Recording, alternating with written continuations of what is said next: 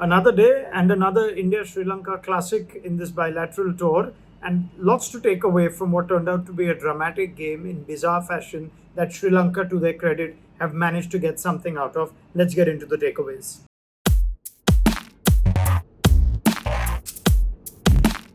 Well, the reason I say it was bizarre in the first place was it looked like India were just taking this game a bit too casually, and the eventual result with a tie, with them not getting over the line, would perhaps vindicate that. It almost seemed like they were expecting to roll Sri Lanka over, and they were helped with the fact that Sri Lanka's top order didn't get the runs. This was a tough pitch, but moves like giving Shubman Gill an over when Sri Lanka were 114 for 5, allowing them back in the game. Full credit to Dunit Velalage and Wanindu Hasaranga, who gave them a fighting total of 230.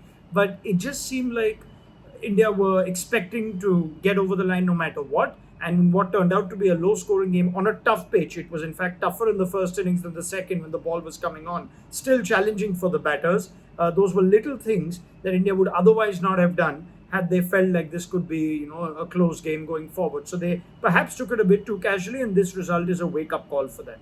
Well, second takeaway is Rohit Sharma. While in hindsight, you could be a little critical of how he may have used his bowlers, and you can understand that he wanted to try things at the start of a bilateral series. Maybe there is, contrary to what he said before the game, maybe there is something in mind for the Champions Trophy.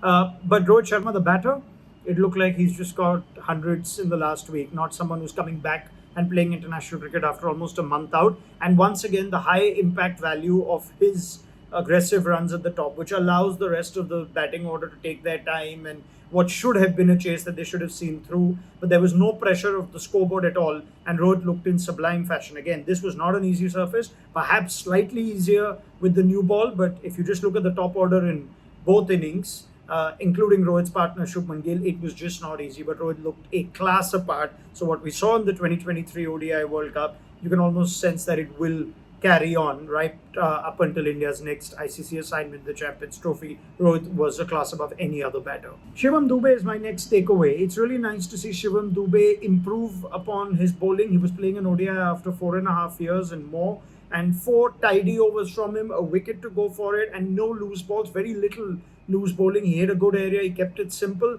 and I was surprised that he was put in so late in the batting order. Maybe they just wanted to break things up and send Washington, Sundar and Akshar before him. But I think Dube, with the amount of spin we knew Sri Lanka are going to throw at India, looking at the pitch and looking at how the first innings went, Dube could have got a promotion earlier. He looked the only batter who was comfortable in taking down spin in apart from Rohit Sharma. But things just looking good for Dube. He could not get India over the line today. But if he gets more opportunities in a longish run, he could be a more than able deputy to Hardik Pandya when Pandya is not playing or injured. Or who knows, they could both even play in the same 11 come the future. My next takeaway is just India's inability to see this chase through, which again reeked of a casual approach. Someone else has to play like Rohit Sharma, dominate and take down this kind of bowling. I think Shreyas Iyer was looking good for that breezy 23. He got a good one in fairness. So too did Virat Kohli. But KL Rahul and Akshar Patel, between them, stitched a partnership where the game really didn't go anywhere. India didn't lose a wicket, but they allowed Sri Lanka back in. It almost seemed like they were overly defensive and were just trying to get the target within singles. And suddenly, when they decided to play the big shots, it wasn't as easy. I would have expected a little more from KL, especially given this is his format now, where he's got to try and make an impact. He's done it in the past, but this is a different time in KL Rahul's career. Innings like this will be a slight mark against him, though he will be in his position at least for the foreseeable future, you'd think. And finally, full credit to Sri Lanka, to Dunit Velalage, who was a thorn in India's flesh in the Asia Cup last time round. And while he's preferred for 50-over cricket, he's a serious cricketer. He puts up a fight. At times, he comes in tough situations with the bat. He has to bowl tough overs with the ball. India were off to a flyer. But Velalage is the one thing that Sri Lanka should be really proud of going forward.